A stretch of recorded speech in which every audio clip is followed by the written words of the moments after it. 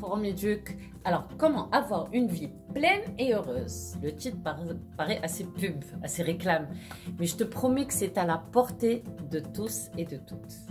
Quel que soit ton âge, quel que soit ton statut, il est vrai que c'est un privilège rare, car il est tellement accessible et à la portée de chacun de nous que nous cherchons ailleurs ce que nous avons à portée de main. Alors, comme d'hab, avec moi, pas de théorie, pas de statistiques, pas d'études scientifiques. Je te donne 3 formules. 1. Oublier son passé. 2. Ne pas se focaliser sur son avenir. 3. Vivre son présent. Alors, si on arrive à apprécier chaque moment en vivant pleinement et intensément son moment présent, nous sommes forcément heureux. Car l'angoisse du futur et les freins du passé ne nous embrouillent plus. C'est comme moi aujourd'hui. Pour moi, à l'instant T, c'est un plaisir de faire cette vidéo. Alors, si on réalise en plus que le présent arrive du futur et appartient au passé, on a tout compris. Donc, chaque moment présent à l'instant T doit être vécu intensément et consciemment. Alors, comment peut-on vivre son présent sans le spectre du passé et l'incertitude du futur? Allez, tu veux le savoir? Like et abonne-toi et je te dirai tout. Je te donnerai ta prochaine source de bonheur. Et c'est ce que je vais commencer par t'apprendre aujourd'hui. Alors, nous allons aborder pendant une semaine. Tu auras donc l'occasion de tester toutes les méthodes que je te laisserai dans ton cahier de bord. Mais attention, il va sans dire que pour ce faire, il faut avoir au préalable nettoyé ta boîte noire.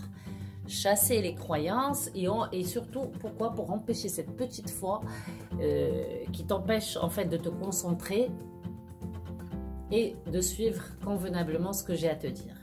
Alors, nous avons tous d'agréables et de tendres souvenirs, tristes parfois, même d'horribles souvenirs. Si pour les uns, le passé constitue un frein et les empêche d'avancer, d'autres s'en servent pour puiser leur force, pour repartir de plus belle. Tu as eu forcément dans ton parcours, qu'il soit scolaire, professionnel, personnel, un douloureux souvenir qui a laissé en fait un goût amer. À chaque fois que tu t'en souviens, tu es gagné par des ondes de désespoir, de la colère. Tu as envie de tout laisser tomber. Tu veux que je fasse quoi, me diras-tu? Je t'apprends.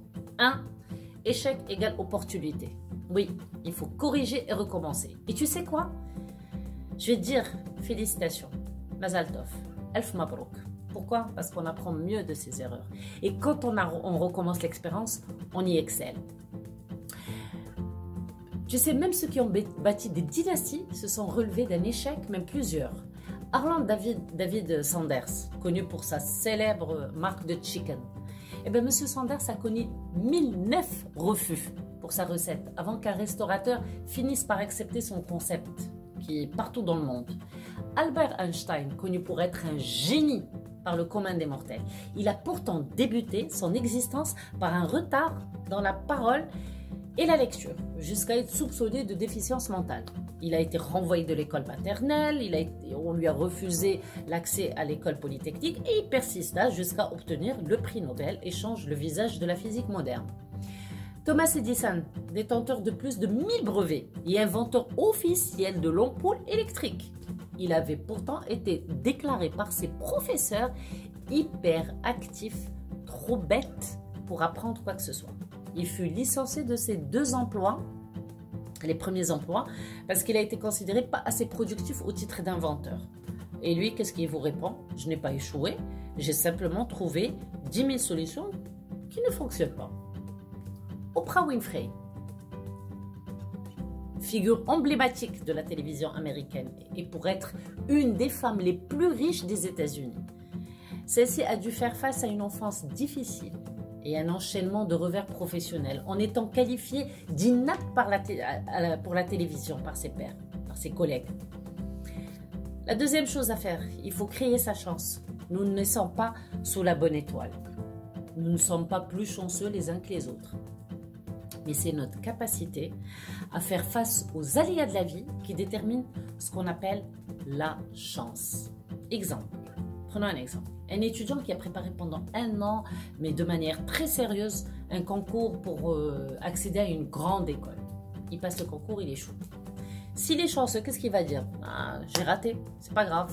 De toute manière, je vais opter pour telle formation qui m'ouvre plus d'opportunités sur le marché de travail. Le malchanceux, lui, c'est connu. Je savais que je suis un bon à rien, je suis un raté, je suis fini, mais qu'est-ce que je vais faire de ma vie? Voilà.